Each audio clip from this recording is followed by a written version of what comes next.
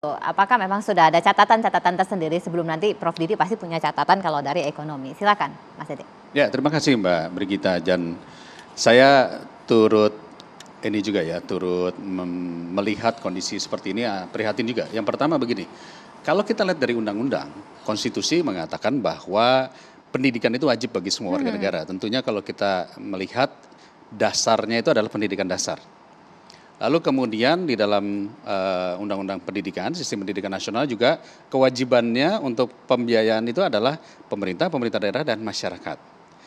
Nah, kalau kita melihat pemerintah sebenarnya sudah melakukan berbagai program di mana mendorong pembiayaan pendidikan, itu dulu yang penting. Ada BOS, ada BOP, ada UKT, ada KIP, ada PIP dan lain-lain. Tetapi memang benar, saya sepakat dengan disampaikan Prof. Muji tadi, bahwa pendidikan ini seperti bisnis. Dan memang bisnis. Itu sebabnya banyak orang yang membangun yayasan, sekolah, lalu kemudian menjadi kampus, menjadi dan seterusnya, yang tujuan adalah sebanyak-banyaknya murid atau mahasiswa yang datang. Nah, kenapa bisa begitu? Karena jumlah lembaga pendidikan tidak ekivalen dengan jumlah penduduk atau anak-anak yang ingin masuk sekolah. Kita bisa lihat dari data, jumlah lulusan SD yang keterima di SMP tidak 100%. Yang dari SMP yang keterima di SMA juga tidak 100%. Demikian juga yang mau masuk kampus. Sehingga yang terjadi bukan kualitas pendidikan yang dikejar, tapi kuantitas pendidikan.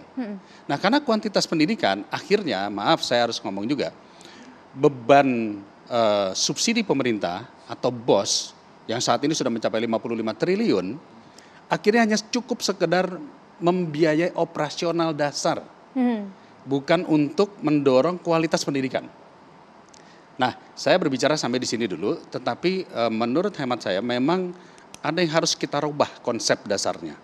Jangan sampai pendidikan ini akhirnya menjadi ya sarana bisnis itu tadi. Kita harus targetnya adalah bagaimana mencetak sumber daya manusia. Karena dari komponen-komponen pendidikan yang mahal, saya bicara SD, SMP, SMA dulu ya, itu ternyata komponennya pertama adalah seragam, buku, terus kemudian gedung, RKB dan lain-lain ya. Lalu kemudian kegiatan-kegiatan non pelajaran. Inilah yang sebetulnya berbiaya besar, termasuk di dalamnya adalah pendapatan gaji guru ya dan lain-lain.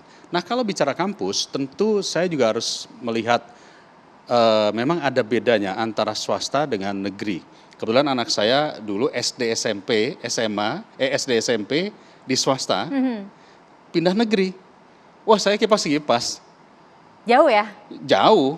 Kemudian masuk kuliahnya yang satu dapat negeri juga, ya lebih kipas-kipas.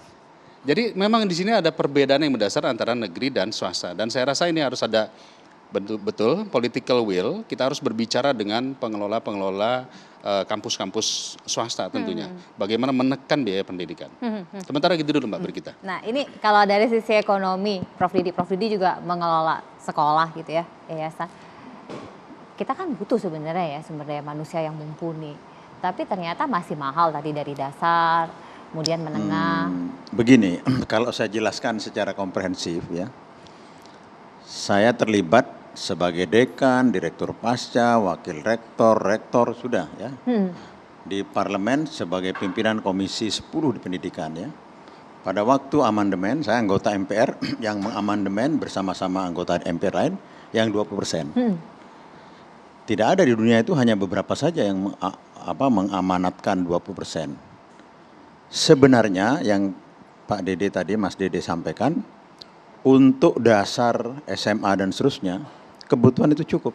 Asal tidak diserong-serongkan itu anggaran. Jadi tidak ada anak bangsa yang tidak sekolah. Sebab sekarang di balik ratusan Pemda yang korupsi, ya, itu dana pendidikan banyak sekali. Sangat banyak ya. Nah, untuk yang pendidikan itu ratusan ribu ada bidik misi. Dan saya dengan seorang teman saya di anggota KEN ya, penasihat presiden dulu ya, kebetulan seorang pengusaha, mendistribusikan 1.000 bahkan 2.000 beasiswa untuk pesantren-pesantren.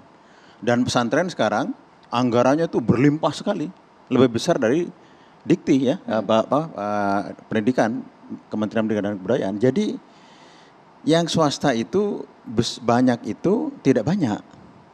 Tidak banyak. Jadi biarkan saja mereka, tapi harus wajib diaudit. Kalau tidak, sebab yayasan itu bisa diselewengkan masuk kantongnya. Dan itu dalam tanda kutip kriminal itu, mengambil dari yayasan itu. Tidak boleh, ya gitu. Nah, mengenai kalau para Madinah kan, ya ini mahasiswanya sendiri ya di sini. Jadi tidak mahal ya.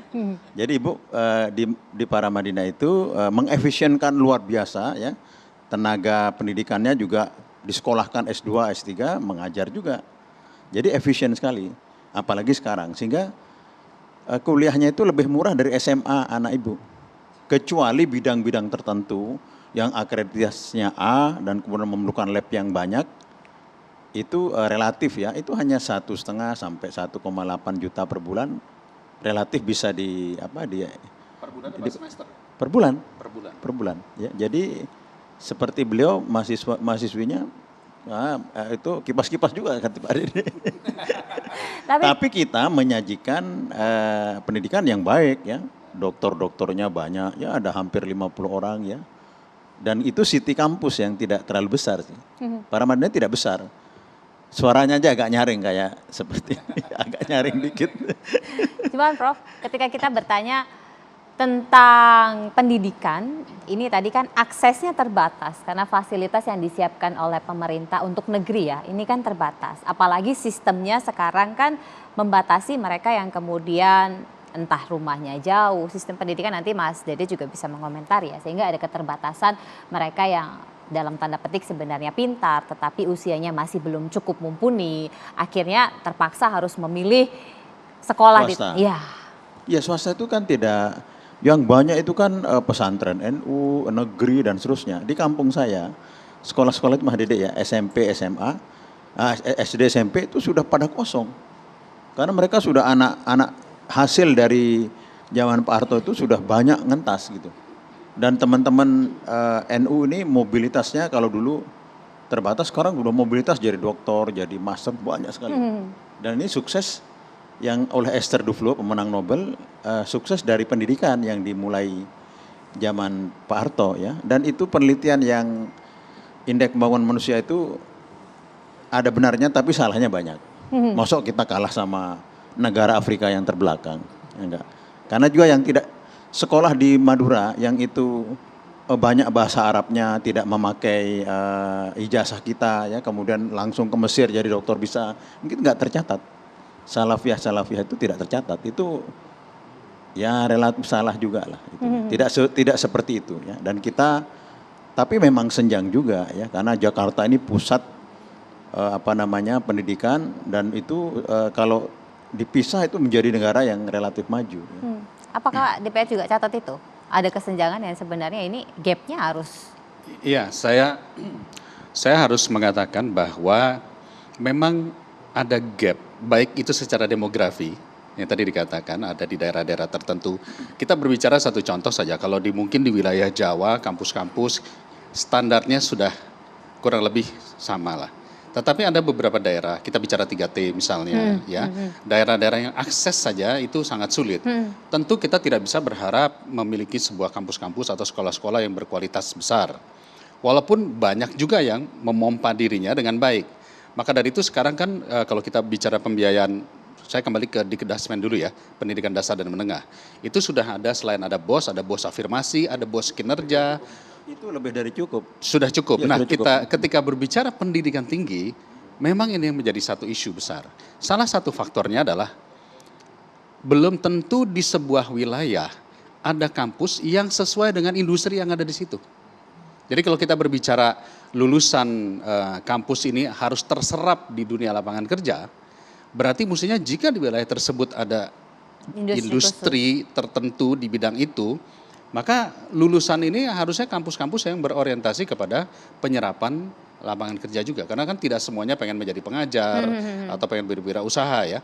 Nah ini yang kami lihat, pendistribusian fakultas-fakultas ini belum tepat sasaran. Oke. Satu contoh kedokteran saja. Kita berbicara, dokter itu penuhnya di wilayah Jawa. Untuk beberapa daerah Kalimantan, Sulawesi, Papua, kedokteran boleh dikatakan kurang. Nah, kita bisa lihat nanti fakultas kedokteran hanya ada mungkin di Sulawesi satu, lalu kemudian di Kalimantan satu. Ini juga distribusi ini menjadi penting juga kita pikirkan. Itu yang pegang kendali, ini kalau secara khusus itu yang pegang kendali asosiasi perkumpulan. Itu memonopoli, itu harus pemerintah ambil alih. Asosiasi? Yang kedokteran. Oh, kedokteran. Kedokteran itu untuk membuat kedokteran syarat-syaratnya itu sangat ketat.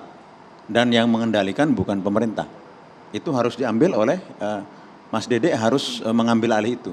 Sebab di satu daerah tidak memerlukan dokter kualitas Universitas Indonesia. Kan kedokteran itu kan bisa dalam bentuk yang relatif standarnya menengah dan itu bisa diperbanyak di daerah. Sekarang mau bikin fakultas kedokteran itu rekomendasi dari asosiasinya itu berat dan itu monopoli.